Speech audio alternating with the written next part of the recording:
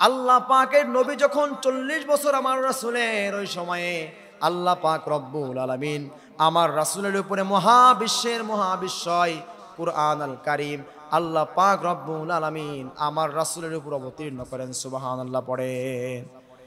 আমার প্রিয় ভাইয়েরা, আমার বন্ধুগণ, শুধুমাত্র তাই নয়, আমার নবী, বিশ্ব নবী যখন ইসলামের দাওয়াত দিলেন, কালেমার দাওয়াত যখন দিলেন, তাম পৃথিবী, তাম মক্কার কাফের বেঈমানেরা আমার নবীর উপর নির্যাতনের স্টিমুলার চালিয়ে দিলেন। আমার ভাইয়েরা, আমার নবীজি যখন মক্কার অলিতে গলিতে ইসলামের দাওয়াত দিলেন, কালেমার দাওয়াত দিলেন, গোটা কাফের বেঈমানেরা তাদের একটা পরামর্শ কেন্দ্র ছিল দারুন নাদওয়া। ইসলামে দাওয়াত দেওয়ার কারণে কাফের বেঈমানেরা রাসূলকে নির্যাতন করলেন। শুধুমাত্র তাই নয় আমার ভাইয়েরা, রাসূল সাল্লাল্লাহু আলাইহি সাল্লামকে মারার ষড়যন্ত্র তারা করলেন। কাফের বেঈমানগুলো সকল ঐক্যবদ্ধ হয়ে, আমাদের বাংলাদেশে যে এরকম আমার ভাই একটা পরামর্শ কেন্দ্র আছে, সেই রকম মক্কাতেও পরামর্শ কেন্দ্র ছিল দারুন নাদওয়া। এই দারুন নাদওয়ায় বসে আমার রাসূলকে কিভাবে মারা যায় এই মারার পরামর্শ কাফের বেঈমানরা করলেন। আমার ভাইয়েরা, কাফের বেঈমানরা আমার রাসূলকে মারার সিদ্ধান্ত নিলেন। সবাই পরামর্শ দিচ্ছে। একজন কাফের নেতা বলল, রাসূলকে কিভাবে মারা যায়, আব্দুল্লাহ বেটা মুহাম্মদকে কি করা যায়?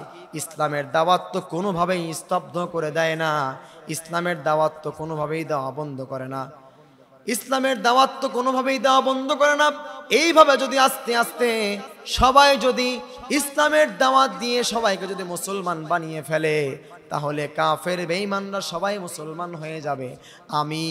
আমি আবু জাহেলের চেয়ার থাকবে না, আর মুহাম্মদ ইসলাম ধর্ম কায়েম করবে। আমি আবু জাহেলের নামে মামলা দায়ের করবে। কথা বলেন ঠিক কিনা? আমার ভাইরা, ঠিক তখনই আরেক নেতা, সব নেতারা যখন বসে গেল, এক একজন নেতা বলছে, মুহাম্মদকে এই পৃথিবী থেকে বিদায় করে দেওয়া হোক, মুহাম্মদকে দেশ ছাড়া করে দেওয়া হোক, মুহাম্মদকে এই দেশে রাখা যাবে না। মুহাম্মদকে যদি মক্কায় রাখা যায়, আস্তে আস্তেই মুহাম্মদ ইসলামের দাওয়াত দিয়ে, কোরআনের দাওয়াত দিয়ে সবাইকে মুসলমান বানিয়ে ফেলবে। এই জন্য সে সবাইকে যখন মুসলমান বানিয়ে ফেলবে, তাহলে এই কাফের বেঈমানরা আল্লাহর নবীকে তখন বললেন, আল্লাহর নবীকে অন্য দেশে পাঠিয়ে দেওয়া হবে, এই দেশে রাখা যাবে না। তখন অন্য একজন নেতা বলছে, মুহাম্মদকে যদি দেশ ছাড়া তোমরা করে দাও, মুহাম্মদ অন্য দেশে গিয়ে ইসলামের দাওয়াত দিবে, সবাই মুসলমান হয়ে যাবে, আর মুসলমান হয়ে যাবে সবাই ঐক্যবদ্ধ হয়ে আমি আবু জাহেলের সাথে লড়াই করবে। কথা বলেন ঠিক কিনা? আমার ভাইয়ারা, এরপর আরেক নেতা পরামর্শ দিল। আরেক নেতা বলছে, এই কাজও করা যাবে না। কি করা হবে? মুহাম্মদকে সবাই যখন ঘুমিয়ে যাবে, সেই সময় মুহাম্মদকে আমরা কেটে টুকরা টুকরা করে এই পৃথিবী থেকে আমরা বিদায় করে দেব। নাউজুবিল্লাহ পড়েন। আমার ভাইরা, এত ষড়যন্ত্র তারা করলো, কিন্তু কখনোই তারা কোরআনের নূরকে, কোরআনের আলোকে তারা স্তব্ধ করে দিতে পারে না। এই কথা বলেন ঠিক কিনা? আমার ভাইয়েরা, এই কোরআনের নূরকে তারা স্তব্ধ করে দেওয়ার জন্য যুগে যুগে আল্লাহ তাআলার কত রাসূলের ছিল, সমস্ত রাসূলকে তারা নির্যাতন করেছিল। শেষ পর্যন্ত কোরআনকে তারা এই পৃথিবী থেকে উৎখাত করে দিতে চেয়েছিল, কিন্তু রব্বুল আলামিন বললেন, ওয়াসারিউ ইলা মাগফিরাতিম মির রাব্বিকুম ওয়া জান্নাতিন আরদুহাস সামাওয়াতু ওয়াল আরদ। আল্লাহু আকবার।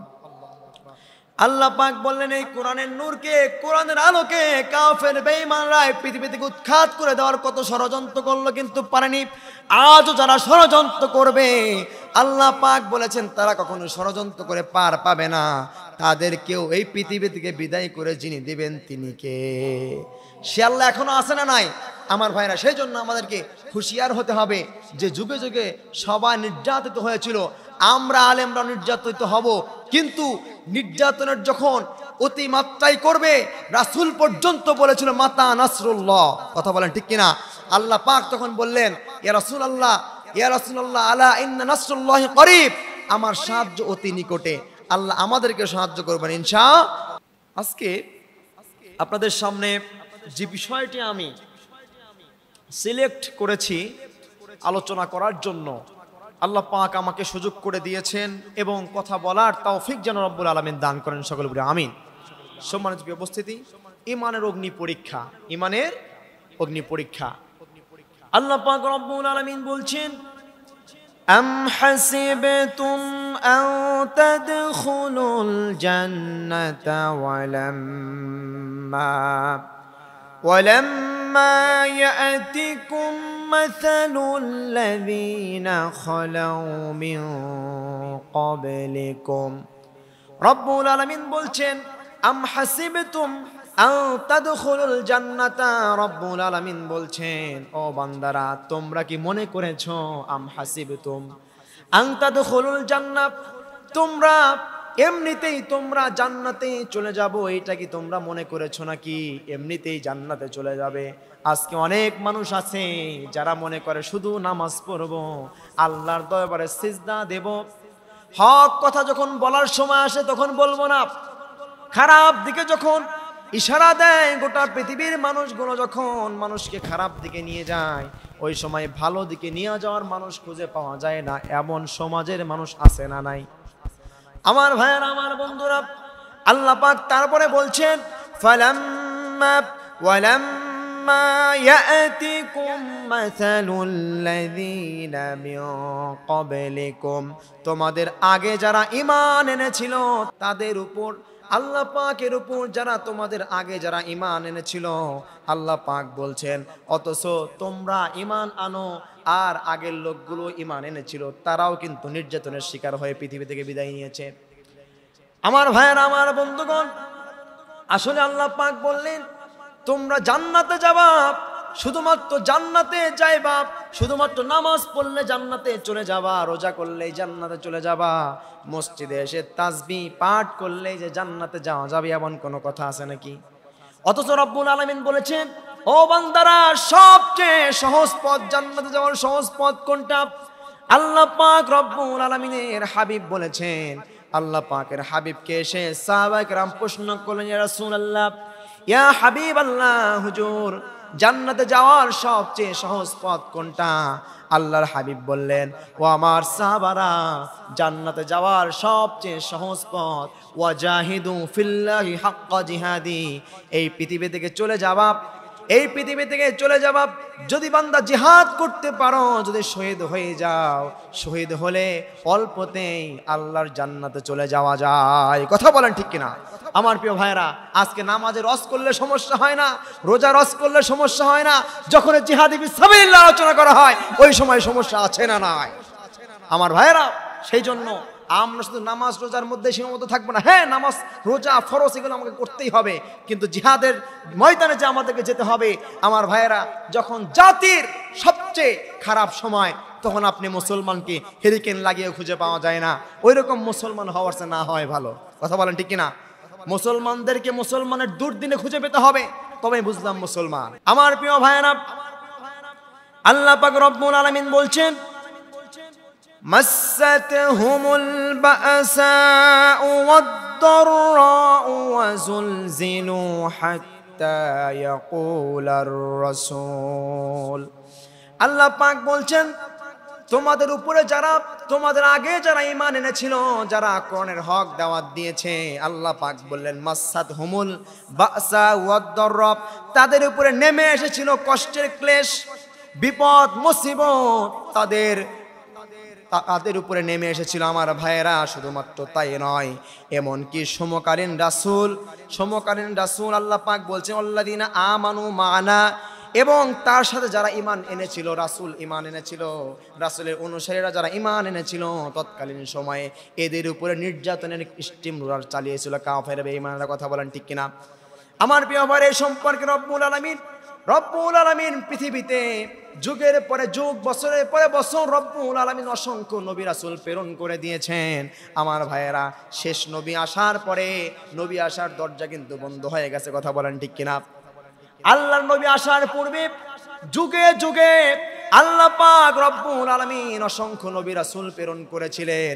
যেরকম রব্বুল আলামিন কুরআন আল কারীমের 16 নম্বর সূরা সূরাতুন নাহলের 9 নম্বর আয়াতে রব্বুল আলামিন সুন্দর করে বলছেন, ওয়া আলাল্লাহি qasdus sabila wa minha jairun walau sha'a lahadakum ajma'in। আল্লাহু আকবার।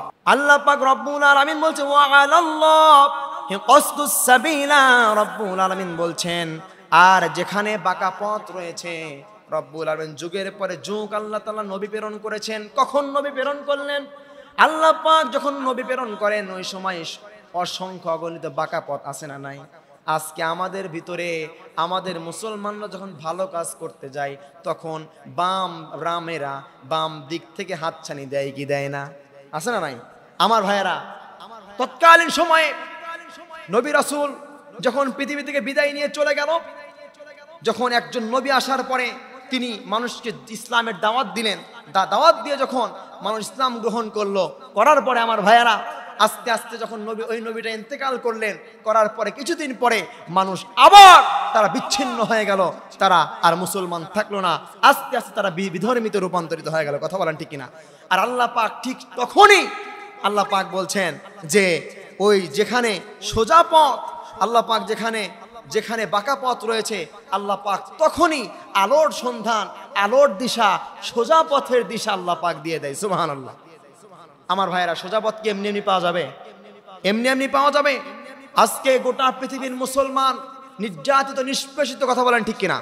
আমার ভাইয়েরা, শুধুমাত্র তাই না, তৎকালীন সময়ে রাসূলের যুগে মুসলমানরা নির্যাতিত হয়েছিল কিনা? প্রত্যেক নবীর জামানায় প্রত্যেক নবীরা, রাসূলরা নির্যাতিত হয়েছিল। কথা বলেন ঠিক কিনা? শুধুমাত্র 2 জন নবী ছাড়া, কয়জন নবী? 2 জন নবী ছাড়া প্রত্যেকটি নবী এই পৃথিবীতে নির্যাতিত হয়েছিল। আপনারা বললেন যে হুজুর নতুন তথ্য দিলেন, অনেকেই জানেন, অনেকেই জানেন না কোন 2 জন নবী এই পৃথিবীতে মানে নির্যাতিত হয়নি। একজন কি আদম নবী, আর একজন কি? হ্যাঁ, না না, একজন হচ্ছে আদম নবী এবং 2 নাম্বার হচ্ছে যেই নবী তিনি হচ্ছেন সুলাইমান নবী। এই সুলাইমান নবী তিনিও কিন্তু নির্যাতনের শিকার হয়নি। তাছাড়া এই পৃথিবীতে যত নবী রাসূল ছিল প্রত্যেক নবী রাসূলই নির্যাতনের শিকার হয়েছিল। কথা বলেন ঠিক কিনা? আমার ভাইয়েরা, আমার বন্ধুগণ, রব্বুল আলামিন সে কথাই সুন্দর করে বলছেন, ওয়া আলাল্লাহি qasdus sabila wa minha jairun walau sha'a lahadakum ajma'in। আল্লাহু আকবার। আল্লাহ পাক বলছেন আর যেখানে বাঁকা পথ রয়েছে, বাঁকা পথ যেখানে রয়েছে, আল্লাহ পাক বলছেন qasdus sabila wa minha jairun, রব্বুল আলামিন বলছেন সেখানে সোজা পথ দেখিয়ে দেওয়ার দায়িত্ব হলো আমি আল্লাহ। আল্লাহু আকবার। তাহলে সোজা পথ যেখানে যেখানে বাঁকা পথ আছে, সোজা পথ দেখানোর দায়িত্ব কার? সোজা পথ কে দেখাবে? আর সোজা পথে যাবে কারা? সোজা পথে চলবে কারা? মুসলমান। আল্লাহই চলবে। সোজা পথে কে চলবে? আমি আপনাকে চলতে হবে। আর আল্লাহ পথ দেখিয়ে দেবে, আর আমরা সেই সন্ধান নিয়ে আমরা আল্লাহ পাকের সেই সোজা পথে নিজেরা পরিচালিত হব। আমার যারা ছেলে মেয়ে আছে তাদেরকে পরিচালিত করতে হবে। আমার ভাইয়েরা, আমার বন্ধুগণ, আল্লাহ পাক বললেন ওয়ালাউ শাআ লাহাদাকুম আজমাইন, রব্বুল আলামিন বললেন তিনি চাইলে তোমাদেরকে সত্য সোজা সঠিক পথে পরিচালিত করতে পারেন। আল্লাহ পারেন কি পারেন না? পারেন কি পারেন না? কিন্তু আজকে পৃথিবীতে অসংখ্য অগণিত মুসলিম ব্যতীত কাফের, বেঈমান, খ্রিস্টান, ইহুদি, নাসারা আছে না নাই? আছে না নাই? তারাও আছে। কিন্তু আমার ভাইয়েরা, আজকে মুসলমানরা আল্লাহ পাক মুসলমানদেরকে সঠিক পথে রেখেছেন। তাছাড়া বাদ বাকি অনেকে আছে যারা সোজা পথে নাই। সোজা পথ একটাই, সেটা হলো ইহদিনাস সিরাতাল মুস্তাকিমের পথ। কথা বলেন ঠিক কিনা? আমার ভাইয়েরা, আমার বন্ধুগণ, আল্লাহ পাক রব্বুল আলামিন যখন এই পৃথিবীতে নবী প্রেরণ করলেন, নবী প্রেরণ করার আগের যে যুগ ছিল সেটা হচ্ছে অন্ধকারাচ্ছন্ন যুগ ছিল। কথা বলেন ঠিক কিনা? মানুষগুলো এতটাই বর্বর ছিল, এতটাই অন্ধকার ছিল যে মানুষগুলো সোজা পথে পরিচালিত ছিল না। এমন অবস্থা ছিল আমার ভাইয়েরা, আল্লাহ পাক রব্বুল আলামিনকে মানুষ চিনত না, আল্লাহ পাককে ভুলে গিয়েছিল। কথা বলেন ঠিক কিনা? আল্লাহ পাক ঠিক তখনই কিতাব নাজিল করলেন। রব্বুল আলামিন বলছেন, কিতাবুন আনজালনাহু ইলাইকা লিতুখরিজান নাসা মিনাজ যুলুমাতি ইলান নূর। আল্লাহু আকবার। আল্লাহ পাক সুবহানাহু ওয়া তাআলা এই কিতাব কখন নাজিল করলেন? গোটা পৃথিবীর মানুষগুলো যখন অন্ধকারাচ্ছন্ন যুগে যখন চলে গেল, মানুষগুলো যখন আল্লাহকে ভুলে গেল, আল্লাহ পাক রব্বুল আলামিন সেই সময়ে সোজা পথ, সঠিক পথের দিশা দেখিয়ে মহাগ্রন্থ আল কোরআন রব্বুল আলামিন এই পৃথিবীতে নাজিল করে দিলেন। আল্লাহু আকবার। আমার ভাইয়েরা, আমার বন্ধুগণ, আল্লাহর হাবিব রাসূলুল্লাহ সাল্লাল্লাহু আলাইহি ওয়াসাল্লাম বিশ্ব নবীজি সোজা পথ কোনটা, বাঁকা পথ কোনটা, এই বিষয়ে আল্লাহর হাবিব রাসূলুল্লাহ সাল্লাল্লাহু আলাইহি সাল্লাম সমস্ত সাহাবাদেরকে একবার বললেন, ও আমার সাহাবারা, তোমরা একটু আমার কাছে আসো, তোমাদেরকে একটা জিনিস আমি বুঝিয়ে দেব। সাহাবা আজমাইন সকলে চলে আসলেন। আসার পর রাসূল সাল্লাল্লাহু আলাইহি সাল্লাম বালির উপরে খেজুরের কাঁটা নিয়ে বালির উপরে সোজা একটা দাগ দিলেন। আল্লাহর হাবিবকে সাহাবায়ে কেরাম বললেন, ইয়া রাসূলুল্লাহ, ইয়া হাবিবাল্লাহ, হুজুর আপনি কেন বালির উপরে সোজা দাগ দিচ্ছেন? বালিতে কেন আপনি আঁকাচ্ছেন? এটা কেন করছেন? রাসূল সাল্লাল্লাহু আলাইহি সাল্লাম বললেন, ও আমার সাহাবারা, এই যে বালির উপরে সোজা দাগ দিচ্ছি, তোমাদেরকে আগেই বুঝানো যাবে না, এই বালির উপরে আঁকানো আগে শেষ হয়ে যাক। আল্লাহর হাবিব তখন কি করলেন? বালির উপরে সোজা দাগটা দেওয়ার পরে আঁকা বাঁকা অনেকগুলো দাগ দিলেন। দেওয়ার পরে আল্লাহর হাবিব জনাবে রাসূলুল্লাহ সাল্লাল্লাহু আলাইহি ওয়াসাল্লাম সাহাবায়ে কেরাম রাদিয়াল্লাহু তাআলা আনহুম আজমাইন সমস্ত সাহাবাদেরকে বলছেন, ও আমার সাহাবারা, এই যে সোজা একটা দাগ দেখতে পাচ্ছ, এই দাগটাই হচ্ছে ইহদিনাস সিরাতাল মুস্তাকিমের পথ। আল্লাহু আকবার। আঁকা পাকা অনেকগুলো পথ দেখছো, সেই পথগুলো সঠিক পথ নয়, সেই পথগুলোই হচ্ছে শয়তানের পথ। কথা বলেন ঠিক কিনা? আজকে আমাদের এমন একটা অবস্থা হয়ে গেছে, আমাদের চারদিক থেকে শয়তান হাতছানি দিয়ে ডাকে। কথা বলেন ঠিক কিনা? আজকে যুবকদেরকে যদি বলা হয়, যুবক আসো মসজিদে আসো, আপনি এখন ডাক দিবেন, ডাক দেওয়ার পরে যুবক বলতে, হুজুর আসতেছি। যুবককে শয়তান ওদিক থেকে ধরে বলবে, শয়তান বলবে, যুবক ভাই, মসজিদে হুজুর এখন ডেকে গেল, এখনই যেতে হবে, একটু পরে যাও, একটু পরে যাও। যুবক তখন চিন্তা করবে, একটু পরেই আমি মসজিদে যাই। শয়তান বলবে একটু পরে যাও। যুবক তার কথায় প্রস্তাবে রাজি হয়ে যাবেন, একটু পরে যাবে। ওইদিকে অ্যানাউন্স হয়ে যাচ্ছে, নামাজ শুরু হয়ে যাচ্ছে, আকামত দেওয়া হচ্ছে। ওই সময়ে যুবক আবার তার মনে চাইবে, হায় হায়, আকামত হয়ে গেল, এখন একটু মসজিদের দিকে যাই, তাড়াতাড়ি নামাজটা পড়ে নেই।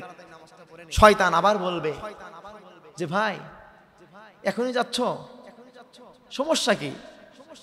আল্লাহর হাবিব তো বলেছে যে নামাজে ধীরস্থির ভাবে যাবে, এবং যদি এক রাকাত নামাজ পাও, তারপরেও সমস্ত নামাজেরই সওয়াব পাওয়া যায় কিনা, সমস্ত নামাজই যেন সে ব্যক্তি পেয়ে গেল। কথা বলেন ঠিক কিনা? এখন যুবক চিন্তা করলো, শয়তানের কথা তো ঠিকই, যে আসলে একটু পরেই যাই। এদিকে নামাজ যখন শেষ হয়ে যায়, তখন শয়তান আবার বলে যে, যুবক সমস্যা নাই তো, এখন নামাজ শেষ হয়েছে, কি হয়েছে, ওক তো কি চলে গেছে নাকি, সমস্যা নাই, তুমি 10 মিনিট পরে যাবা, গিয়ে তুমি নামাজ পড়ে নিবা। ঠিক কিনা বলেন? এরপরে 10 মিনিট পরে যখন যুবকের মনে চাইলো যে মসজিদের দিকে যায়, তখন শয়তান আবার বলছে যে, আসরের সময় তো শেষ হয়ে গেছে, সামনে মাগরিবের নামাজ, তুমি আসর যেহেতু কাজা হয়ে গেছে, তাক আসরের নামাজ পড়ার দরকার নাই, তুমি মাগরিবের নামাজ পড়ো। এইভাবে আস্তে আস্তে শয়তান মানুষকে নামাজ থেকে বিরত রাখছে। কথা বলেন ঠিক কিনা? আর আজকে আমরা মানুষ শয়তানের গোলাম হয়ে গেছি। আমি তখন পড়বো আউযু বিল্লাহি মিনাশ শাইতানির রাজিম, শয়তানের গায়ে আগুন ধরে যাবে। কথা বলেন ঠিক কিনা? আমার প্রিয় ভাইয়েরা, আমার বন্ধুগণ, সেই জন্য এই পৃথিবীতে আঁকা বাঁকা পথের কোনো অভাব নাই, কিন্তু সোজা পথ কয়টা বলেন তো দেখি? আমাদের প্রভু কয়জন? আমাদের রাসূল কয়জন? আমাদের ধর্ম কয়টা? আমাদের সোজা পথ কয়টা? আঁকা বাঁকা অনেক পথ থেকে আপনাকে হাতছানি দেওয়া হবে, কিন্তু আপনি সঠিক পথের সন্ধান পাবেন না। এরকম লোক আছে না নাই? আজকে মুসলমানরা সঠিক পথ খুঁজে পায় না, সঠিক দলও মানুষ খুঁজে পায় না। আমাকে একজন ব্যক্তি জিজ্ঞাসা করছে, হুজুর কোন দল অনুসরণ করলে জান্নাতে যাওয়া যাবে? সে বলছে জামাতকে অনুসরণ করলে কি জান্নাতে যাওয়া যাবে? তাবলিগকে অনুসরণ করলে জান্নাতে যাওয়া যাবে নাকি? চরমোনাইকে অনুসরণ করলে জান্নাতে যাওয়া যাবে নাকি? আমি বললাম, ভাই জামাত, তাবলিগ, বিএমপি, চরমোনাই, হাঁটা যায় আটটুসি, ফুরফুরা, এইগুলো কোনো কথা নয়। আপনার ভিতরে আল্লাহ পাক বিবেক দিয়েছে, এই বিবেক দিয়ে বুঝতে হবে কোন দল আসল দল। কথা বলেন ঠিক কিনা? আমার প্রিয় ভাইয়েরা, আমার বন্ধুগণ, নিজেকে চিহ্নিত করে নিতে হবে। এরপরে আপনাকে মাঠে ময়দানে কাজ করতে হবে। জান্নাতে যাওয়া শুধু নামাজ পড়লে জান্নাতে যাওয়া যাবে না, ইকামতে দিনের কাজ করতে হবে। দিন কায়েমের উদ্দেশ্যে আপনাকে কাজ করতে হবে। তবে দিন কায়েম হোক আর না হোক, আল্লাহ পাক আপনাকে ঠিকই জান্নাতে দেবে। কথা বলেন ঠিক কিনা? আপনার কাজ হচ্ছে কাজ করে দেওয়া। কথা বলেন ঠিক কিনা? কেউ না করুক, আমি করব কাজ। কেউ কাজ না করুক, আমাকে করতেই হবে। আপনার উদ্দেশ্য দিন কায়েম করা নয়। আপনার দিন কায়েম করবে কে? আল্লাহ। কষ্ট করতে হবে, আপনার স্ট্রাগল করতে হবে আপনার। আল্লাহ পাক এই পৃথিবীতে দিন কায়েম করে দিবে। সুবহানাল্লাহ বলেন। কারণ এই কোরআন নাজিল করেছে কে? কোরআন হেফাজত করবে কে? আল্লাহ। আমাদের টেনশন আছে? টেনশন আছে? মুসলমানরা তাই বলে নাকে তেল দিয়ে ঘুমানো যাবে না। আমার ভাইয়েরা, গোটা পৃথিবীর মুসলিম জাতির উপর আজকে যেইভাবে কাফের বেঈমানরা নির্যাতন স্টিমরোলার চালিয়ে দিয়েছে, আমার তো মনে হয় এই সময় মুসলমানরা যদি ঐক্যবদ্ধ হয়ে মাঠে না নামতে পারে, সামনের সময়ে মুসলমানরা আরো বেশি নির্যাতন হবে। কথা বলেন ঠিক কিনা? আমার অনুসরণ করো, ওয়াতাসিমু বিহাবলিল্লাহি জামিআ ওয়া লা তাফাররাকু। আল্লাহ পাক বলেছেন, আমার রজ্জুকে তোমরা শক্তভাবে আঁকড়ে ধরো, পরস্পর বিচ্ছিন্ন হয় না। আজকে মুসলমানদের ভিতরে কত রকমের দল, ডিভাইডেড, পার্থক্য আছে না নাই? আছে না নাই?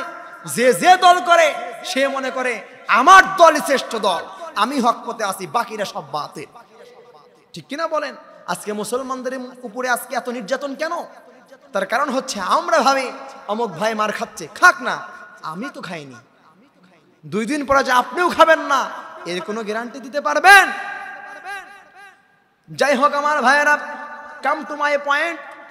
আল্লাহ পাক রব্বুল আলামিন এই পৃথিবীর ভিতরে মানুষদেরকে জানিয়ে দিয়েছে, তোমাদের যা পথ দেখিয়ে দেওয়ার দায়িত্ব কার? আল্লাহ পাক সোজা পথ দেখিয়ে দিয়ে রব্বুল আলামিন বলছেন, কিতাবুন আনজালনাহু ইলাইকা লিতুখরিজান নাস মিনাদ-দুলুমাতি ইলান নূর।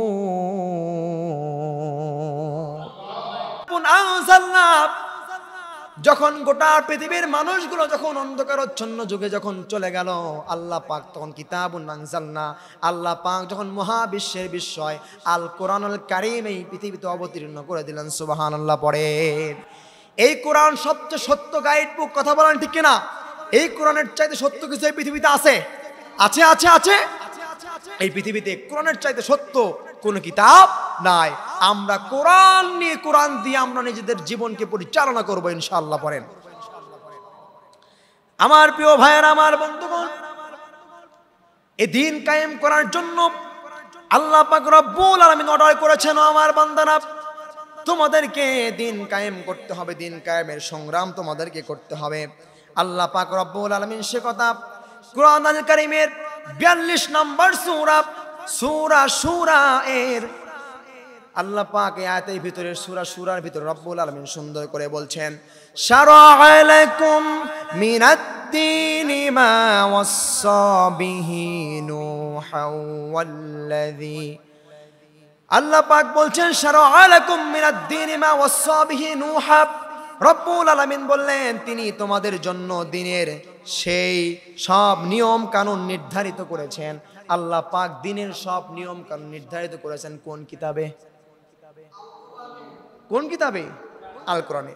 আল্লাহ পাক তারপরে বলছেন, নূহা والذي أوحينا إليك وما وصينا به إبراهيم وموسى وعيسى أن أقيموا الدين الله أكبر আল্লাহ পাক বলছেন ওয়াল্লাযী আওহাইনা ইলাইকা ওয়া মা ওয়াসাইনা বিহি আল্লাহ পাক তো নির্ধারণ করে দিয়েছেন তারপরে বলছেন যার নির্দেশে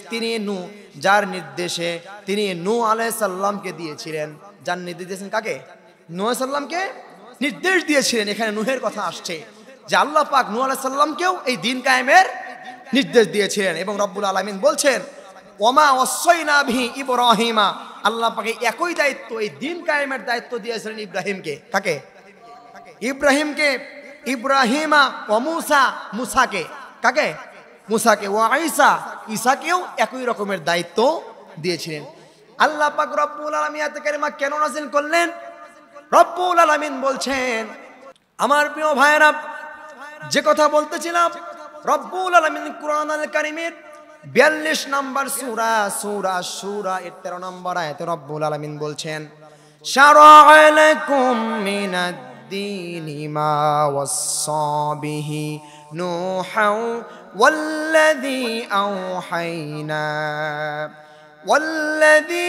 أوحينا إليك وما وصينا به إبراهيم وموسى وعيسى أن أقيموا الدين আল্লাহ পাক বলেছেন এই দিন কায়েমের আন্দোলন করার জন্য বলা হয়েছিল মুসাকে ইব্রাহিমকে ঈসাকে বলা হয়েছিল রব্বুল আলামিন আল্লাহর হাবিবকে সান্ত্বনা দিয়ে বলছেন আল্লাহর হাবিবের দাওয়াত যখন কাফের বেঈমানরা যখন প্রত্যাখ্যান করলো আল্লাহর হাবিবকে যখন কাফের বেঈমানরা দিন কায়েমের জন্য যখন আল্লাহ পাকের হাবিব যখন মাঠে নেমেছে ইসলামের দাওয়াত যখন দেওয়া শুরু করলো কাফেররা তখন রাসূলকে লাঞ্ছনা করলো রাসূলকে অপমান করলো নির্যাতন যখন করলো আল্লাহর হাবিব কষ্ট পেলেন আল্লাহর হাবিব মনটা খারাপ করলেন আল্লাহ পাক আল্লাহর হাবিবকে সান্ত্বনা দেওয়ার জন্য আল্লাহ পাকই আয়াতে কারিমা নাযিল করে দিলেন আল্লাহু আকবার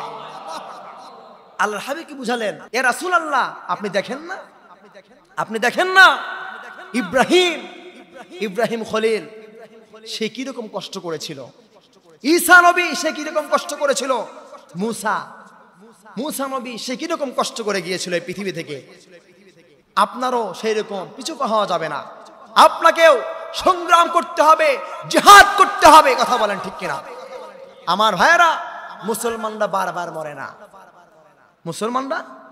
মুসলমানদেরকে বারবার মারা যায় না আমার ভাইয়েরা কাফের বেঈমানেরা আমাদেরকে কয়বার মারবে কয়বার আল্লাহ পাক জীবন দিয়েছে কয়টা জীবন দিয়েছে মরতে হবেই তো একদিন মরতে তো হবে আমার ভাই এই মরাটা যদি জিহাদের ময়দানে গিয়ে কাফের বেঈমানদের হাতে যদি শহীদ হয়ে জিহাদের ময়দানে গিয়ে যদি শহীদ হয়ে বিদায় নিয়ে চলে যেতে পারি আমার মরণ হবে শ্রেষ্ঠ মরণ কথা বলেন ঠিক কিনা আমার ভাইয়েরা আমার বন্ধুগণ সেই জন্য রব্বুল আলামিন বললেন তোমার ভাই ইব্রাহিম ঈসা মুসা সকলকে এই দায়িত্ব দেওয়া হয়েছিল সেই দায়িত্বের নাম কি আল্লাহ পাক বললেন নাকিমুদ্দিন দিন কায়েমের আন্দোলন করার জন্য বলেছেন সুবহানাল্লাহ পড়েন শুধুমাত্র তাই রব্বুল আলামিন বলেছেন ওয়ালা তাতাফাররাকু ফি এবং পরস্পর তোমরা বিচ্ছিন্ন হয়ো না দিন কায়েম করতে হলে মুসলমানদের ডিভাইডেড হওয়া যাবে না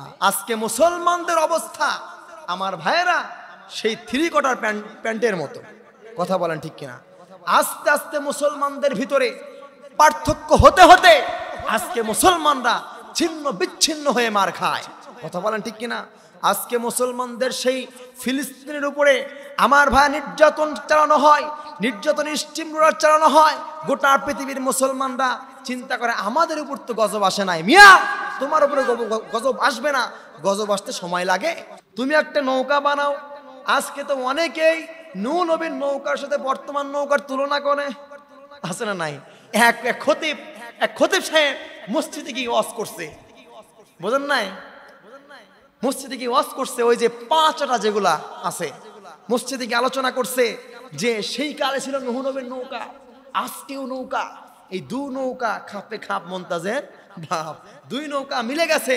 তাহলে বুঝলাম আজকে ওই নৌকা মার্কায় যারা ভোট দিবে, নৌকার সাথে যারা থাকবে, তারা নূহ নবীর সেই নৌকায় উঠে, কিস্তিতে উঠে তাদেরকে জান্নাতে নিয়ে যাওয়া হবে। নাউজুবিল্লাহ বলেন না। পরের সপ্তাহে ফোন এসে, হুজুর আপনাকে আর আসতে হবে না। মানুষও বোঝে, মিয়া তুমি যা বুঝাইবা। এখনকার মানুষ কোরআন হাদিস বোঝে না, এরকম লোক খুব কমই। কথা বলেন ঠিক কিনা? বিশেষ করে আপনাদের শহরের মানুষ কোরআন হাদিস কম হলেও তারা একটু অধ্যয়ন করে, পড়াশোনা করে। কথা বলেন ঠিক কিনা? যা বুঝাবা তাই বুঝবে। আমার ভাইয়ারা, আমার তো মনে হয় হুজুরকে, সে হুজুর হোক যাই হোক না কেন, সে ইসলাম বিরোধী কথা বলেছে, কোরআন হাদিস বিরোধী কথা বলেছে, তাকে শুধুমাত্র মসজিদ থেকে বের করে দেওয়া উচিত ছিল না, জুতার মালা দিয়ে তাকে মসজিদ থেকে বের করে দেওয়া উচিত ছিল। কথা বলেন ঠিক কিনা? তোমার মতো ইমাম, তোমার মতো খতিব এই জাতির জন্য কোনো উপকার বয়ে আনবে না, শুধু ক্ষতি ছাড়া। কথা বলেন ঠিক কিনা? আমার ভাইয়েরা, আমার বন্ধুগণ, সেই নূহ নবীর নৌকায় আমার ভাইয়েরা, নূহ নবী এত নির্যাতিত হয়েছিল, কাফের বেঈমানরা অনেক নির্যাতন করেছিল। শেষ মুহূর্তে নূহ আলাইহিস সালাম তার কওমের লোকদের বললেন, ও আমার কওমের লোকেরা, তোমরা পরস্পর যত ইসলামের বিপক্ষে তোমরা লাগো না কেন, তোমরা আমাদের কাছে, তোমরা আমাদেরকে উপহাস করছো, আমরাও এমন সময় আসবে আমরাও তোমাদের দেখে উপহাস করব। আমরাও তোমাদের দেখে উপহাস করব। কাফেররা মনে করছে যে আমরা তো খুব কম সংখ্যক লোক, জিহাদও করা যাবে না। যাবে লক্ষাধিক লোকের সাথে 40 জন লোক জিহাদ করতে পারবে না। কোন দিক দিয়ে মুসলমানদের সম্পদ, মানে সংখ্যাগরিষ্ঠ দিক দিয়ে কম, তাদের শক্তিও কম। কথা বলেন ঠিক কিনা? এখন কাফের বেঈমানদের সাথে যে জিহাদ করতে গেলে আপাতত কমপক্ষে অর্ধ লোকের প্রয়োজন আছে না নাই? আমার ভাইয়েরা, তখন আল্লাহ পাক বললেন, আল্লাহ পাকের কাছে দোয়া করার পরে আল্লাহ পাক বললেন, নূহ তুমি তোমার কওমের লোকদের বলে দাও, তারা যেন গজবের জন্য প্রস্তুত হয়ে যায়। নাউজুবিল্লাহ বলেন। আর নূহ আলাইহিস সালামকে কিস্তি বানাতে বললেন। আমার ভাইয়েরা, অনেকের প্রশ্ন যে নূহ আলাইহিস সালামের কিস্তি কয় তলা ছিলেন? নূহ আলাইহিস সালামের কিস্তি ছিলেন 3 তলা। কয় তলা? 3 তলা। এই 3 তলার ভিতরে উপর তলায় ছিল মেয়েরা, আর ছিল মহিলারা। মাঝখানে যে তলা, সেই তলায় ছিল পুরুষেরা।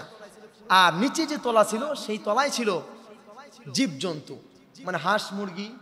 হাঁসের একটা, মানে আপনার একটা স্ত্রীলিঙ্গ, একটা পুরুষ, মানে এরকম ভাবে, মানে ছেলে এবং মেয়ে এরকম ভাবে জোড়ায় গরু, এবং মনে করেন যে সেই গরুর যে স্ত্রীলিঙ্গ যেটা, এই দুই শ্রেণীর পশু জোড়ায় এই তিনি তখন তার সেই নৌকাতে, তার কিস্তিতে উঠিয়েছিলেন।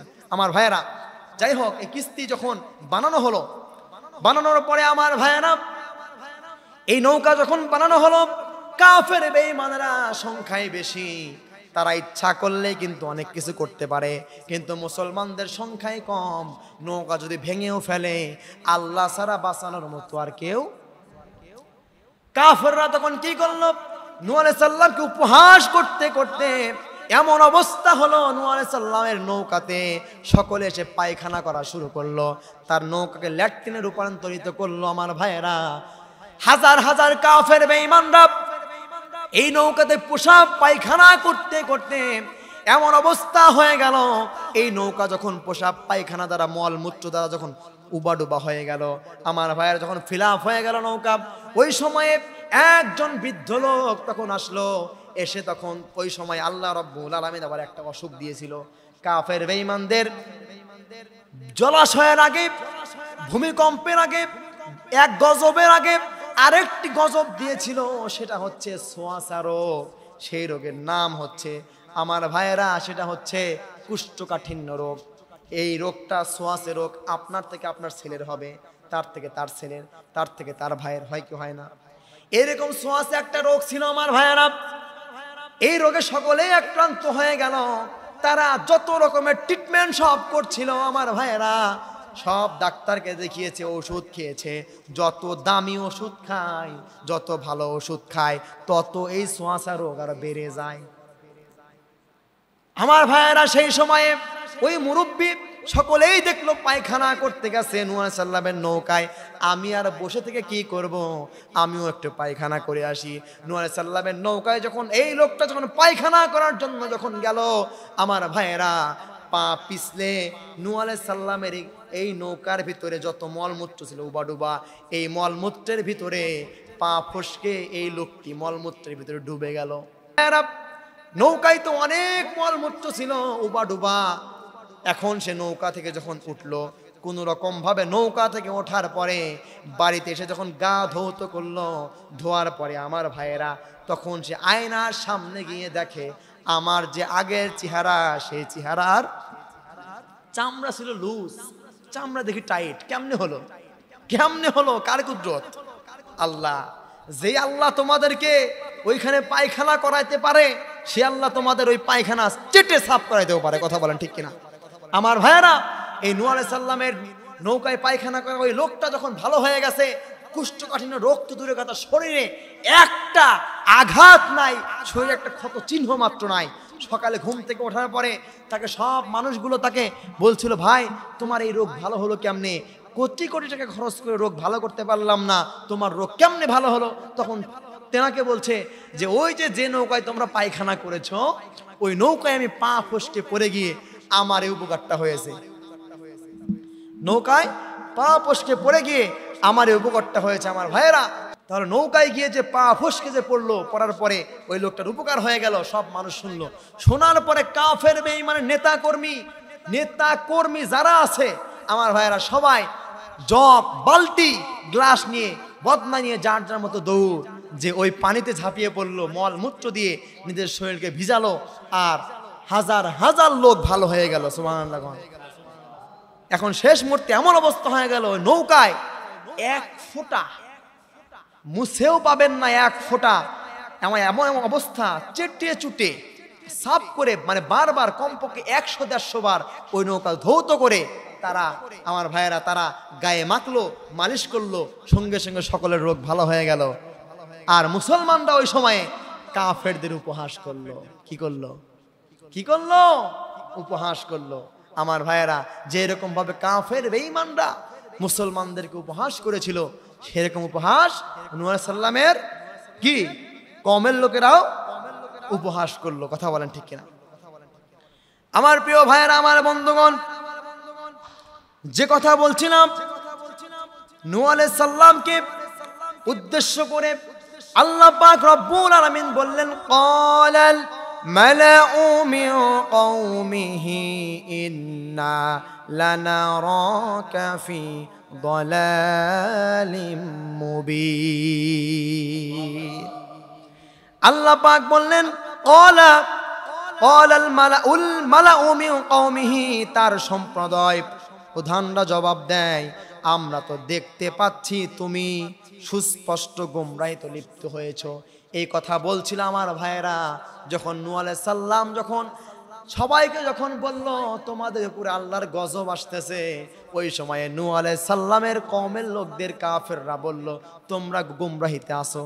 আসল গোমরাহিতে কি কাফেররা নাকি মুসলমানরা? কারা? কাফেররা গোমরাহিতে আছে। আমাদেরকে কাফেররা ভাবে বিধর্মী।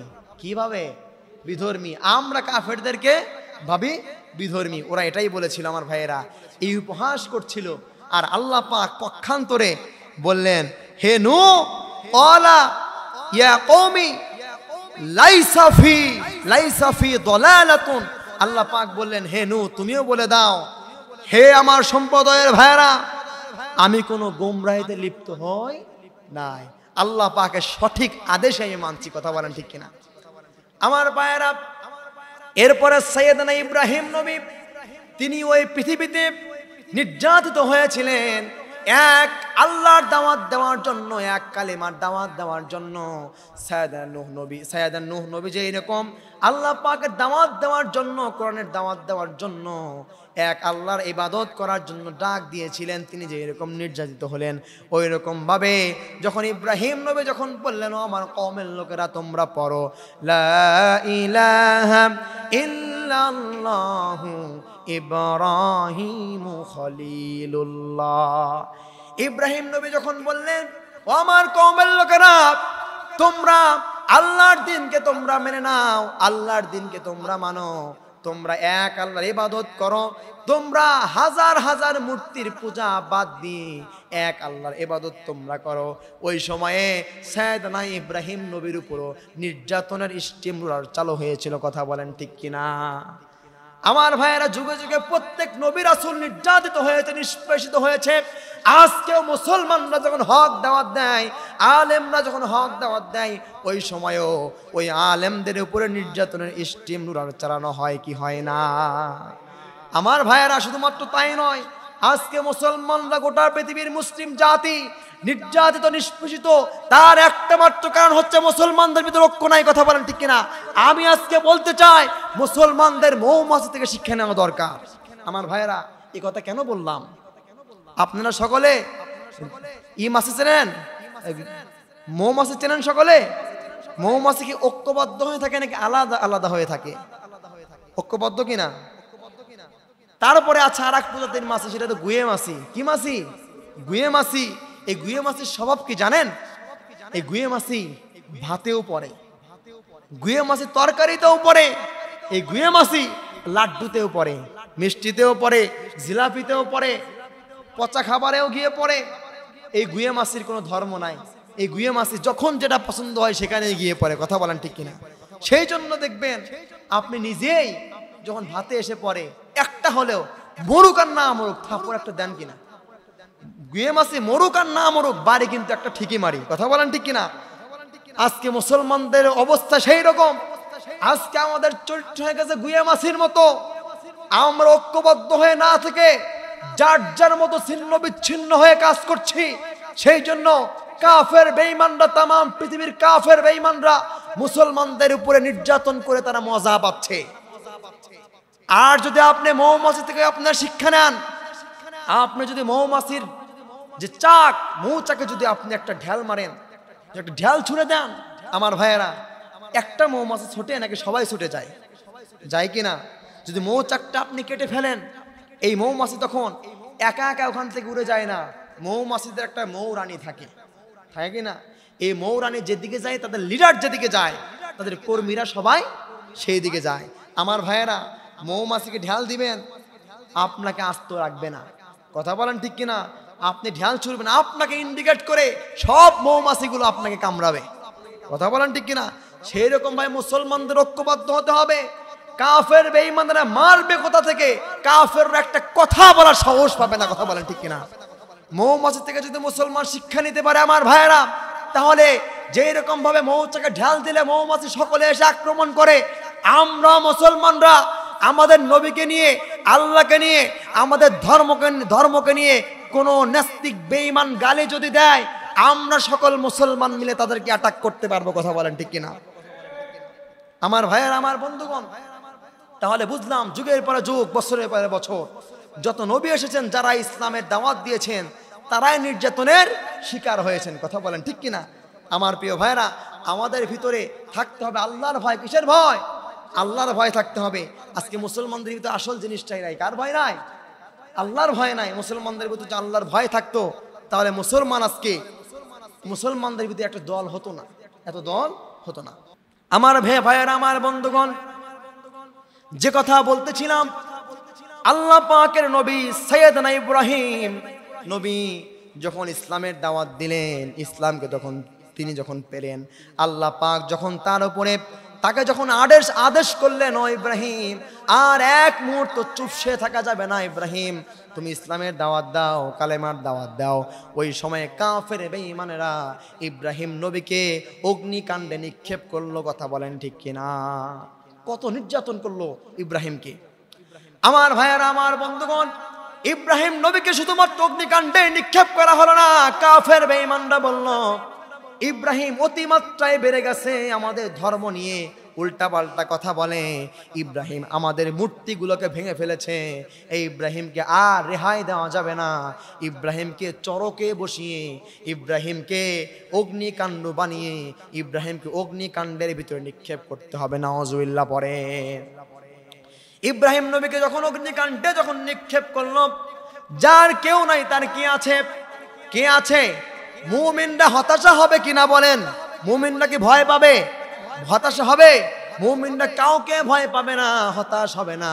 আল্লাহ পাক বলছেন ওয়ালা তাহিনু ওয়ালা তাহজানু ওয়া আনতুমুল আ'লাউনা ইন কুনতুম মুমিনিন। আমার ভাইয়েরা, আমার বন্ধুগণ, মুমিনরা ভয় পাবে না। ইব্রাহিম ভয় পায়নি, হতাশ হয়নি। ইব্রাহিম যার উপরে তাওয়াক্কুল করেছিল তিনি কে? আল্লাহর উপরে তার আস্থা বিশ্বাস ছিল। ইব্রাহিম নবীকে যখন অগ্নিকুণ্ডে যখন নিক্ষেপ করা হলো আমার ভাইয়েরা, ইব্রাহিমের জন্য, ইব্রাহিমকে আল্লাহ পাক বললেন ও ইব্রাহিম তোমার জন্য আমি আগুনকে ঠান্ডা করে দিলাম। আল্লাহ পাক বলছেন, আল্লাহ পাক রব্বুল আলামিন সে কথাও বলছেন, ও বান্দারে, ও ইব্রাহিম রে, এই আগুন তোকে স্পর্শ মাত্র করতে পারবে না। সুবহানাল্লাহ পড়ে আল্লাহ পাক বলছেন উল ইয়া নারু কুনি বারদাও ওয়া সালামান আলা ইব্রাহিম। আল্লাহ পাক বললেন, হে ইব্রাহিম তুমি পড়ো, ইয়া নারু কুনি বারদাও ওয়া সালামান আলা ইব্রাহিম। ও ইব্রাহিম তুমি পড়ো, ইয়া নারু কুনি। ইব্রাহিম নবী তখন এই দোয়া পড়লেন, এই আয়াতটা যখন তেলাওয়াত করলেন, রব্বুল আলামিন বললেন নারু কুনি বারদাও ওয়া সালামান আলা ইব্রাহিম, ও আগুন তুমি ইব্রাহিমের জন্য ঠান্ডা হয়ে যাও। আল্লাহ পাক যদি সেই দিন বলতেন, ইব্রাহিমের নাম না নিয়ে যদি বললেন ইয়া নারু কুনি বারদান, আল্লাহ পাক যদি এই কথা শুধু ইউজ করতেন, আমার ভাইয়েরা আজকে রান্না করার জন্য আগুন কিন্তু খুঁজে পাওয়া যেত না। কথা বলেন ঠিক কিনা? আল্লাহ পাক বললেন শুধুমাত্র তুমি ইব্রাহিমের জন্য ঠান্ডা হয়ে যাও। আমার ভাইয়েরা শুধুমাত্র তাই নয়, শুধুমাত্র ইব্রাহিমকে এই কাফের বেঈমান অ্যাটাক করেছে, নির্যাতন করেছে তাই নয় আমার ভাইয়েরা, আমাদের নবী, বিশ্ব নবীকে, আমার নবী যখন এই পৃথিবীতে ইসলামের দাওয়াত যখন দিলেন, আল্লাহ পাকের নবীকে এই কাফের বেঈমানরা নির্যাতনের স্টিম রোলার চালিয়ে দিয়েছিল। কথা বলেন ঠিক কিনা? আমার ভাইয়েরা, আমার বন্ধুগণ, আল্লাহ পাকের নবীর উপরে যখন আল্লাহ রব্বুল আলামিন কিতাব যখন নাজিল করলেন, আল্লাহ পাকের নবীকে আল্লাহ পাক রব্বুল আলামিন বলছেন হুয়াল্লাযী আরসালা রাসূলাহু বিল হুদা। হে রাসূলুল্লাহ, আপনাকে আমি প্রেরণ করেছি, একটি কিতাব দিয়েছি, হেদায়া গ্রন্থ আপনাকে দিয়েছি, আপনি এইটা মানুষের সামনে প্রচার করবেন। আল্লাহর নবী যখন মানুষের সামনে ইসলাম প্রচার করলেন, কালেমার দাওয়াত দিলেন, ইসলামের দাওয়াত যখন দিলেন, কাফের বেঈমানেরা আমার নবীর উপরে নির্যাতনের স্টিম রোলার চালিয়ে দিয়েছে। কথা বলেন ঠিক কিনা? আমার ভাইয়েরা, আমার বন্ধুগণ, শুধুমাত্র তাই নয়, আল্লাহর হাবিবের সাহাবারা ওই সময়ে কাফের বেঈমানরা সাহাবাদের উপর নির্যাতন করেছিল। যে এরকম দৃষ্টান্ত একজনের দেই, সাদ হযরত বিলাল রাদিয়াল্লাহু তাআলা আনহু। বিলাল যখন ইসলাম ধর্ম গ্রহণ করলেন, আমার ভাইয়েরা, কাফের বেঈমানরা এই বিলালের উপরে কেমন নির্যাতন করলো! শুধুমাত্র নির্যাতন করলো না আমার ভাইয়েরা, এই বিলালকে কাফেররা এত নির্যাতন করলো, ঘোড়ায় চড়ে বিশাল একটা রশি বেঁধে এই বেলালকে বেঁধে আমার ভাইয়েরা ঘোড়া টান দিল, সারা রাস্তা মরুভূমি চলে গেল। বেলাল রাদিয়াল্লাহু তাআলা আনহুকে উত্তপ্ত বালির উপর দিয়ে টেনে হেঁচড়ে নিয়ে তার পুরো শরীরের চামড়াগুলো ছিলে দিল। নাউজুবিল্লাহ পড়ে আমার ভাইয়েরা। শুধুমাত্র তাই নয়, কাফের বেঈমানরা এই বিলালকেও অত্যন্ত নির্যাতনের শিকার করেছে এবং বিলালের জিহ্বাতে তারা আগুনের আংটা রেখেছিল। নাউজুবিল্লাহ পড়েন আমার ভাইরা, কত নির্যাতন করেছে তারা শুধুমাত্র ইসলামের দাওয়াত দেওয়ার জন্য, ইসলাম তারা গ্রহণ করার জন্য। আজকে আমাদের ভিতরে, বর্তমান মুসলমানদের ভিতরে আর তৎকালীন মুসলমানদের ভিতরে পার্থক্য কি জানেন? আমরা বর্তমান মুসলমানরা ইসলাম পেয়েছি পড়ে, ইসলাম পড়ে পেয়েছি। আমার বাবা মুসলমান ছিল, দাদা মুসলমান ছিল, আমি মুসলমান। আর তৎকালীন সাহাবায়ে কেরামরা তারা ইসলাম পড়ে পায়নি, তারা কষ্ট করে, তারা ইসলাম কায়েমের লক্ষ্যে, ইসলামকে ভালোবেসে, ইসলামকে মোহাব্বত করে তারা আমার ভাইয়েরা তারা ইসলাম ধর্ম গ্রহণ করেছিল। সেই জন্য তারা ইসলামের মর্যাদাটা বুঝতো। কথা বলেন ঠিক কিনা? আল্লাহ পাকের নবী যখন 40 বছর আমার রাসূলের ওই সময়ে আল্লাহ পাক রব্বুল আলামিন আমার রাসূলের উপরে মহাবিশ্বের মহাবিশ্বয় কুরআন আল কারীম আল্লাহ পাক রব্বুল আলামিন আমার রাসূলের উপর অবতীর্ণ করেন। সুবহানাল্লাহ পড়েন।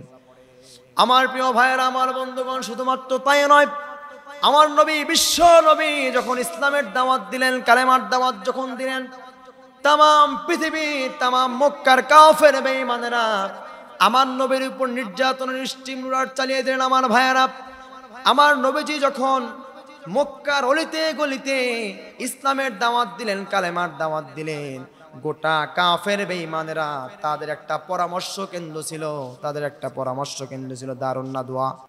ইসলামে দাওয়াত দেওয়ার কারণে কাফের বেঈমানেরা রাসূলকে নির্যাতন করলেন। শুধুমাত্র তাই নয়, আমার ভাইয়েরা, রাসূল সাল্লাল্লাহু আলাইহি সাল্লামকে মারার ষড়যন্ত্র তারা করলেন। কাফের বেঈমানগুলো সকল ঐক্যবদ্ধ হয়ে আমাদের বাংলাদেশে যে এরকম আমার ভাই একটা পরামর্শ কেন্দ্র আছে, সেই রকম মক্কাতেও পরামর্শ কেন্দ্র ছিল দারুন নাদওয়া। এই দারুন নাদওয়ায় বসে আমার রাসূলকে কিভাবে মারা যায় এই মারার পরামর্শ কাফের বেঈমানরা করলেন। আমার ভাইয়েরা, কাফের বেঈমানরা আমার রাসূলকে মারার সিদ্ধান্ত নিলেন। সবাই পরামর্শ দিচ্ছে। একজন কাফের নেতা বলল, রাসূলকে কিভাবে মারা যায়, আব্দুল্লাহ বেটা মুহাম্মদকে কি করা যায়?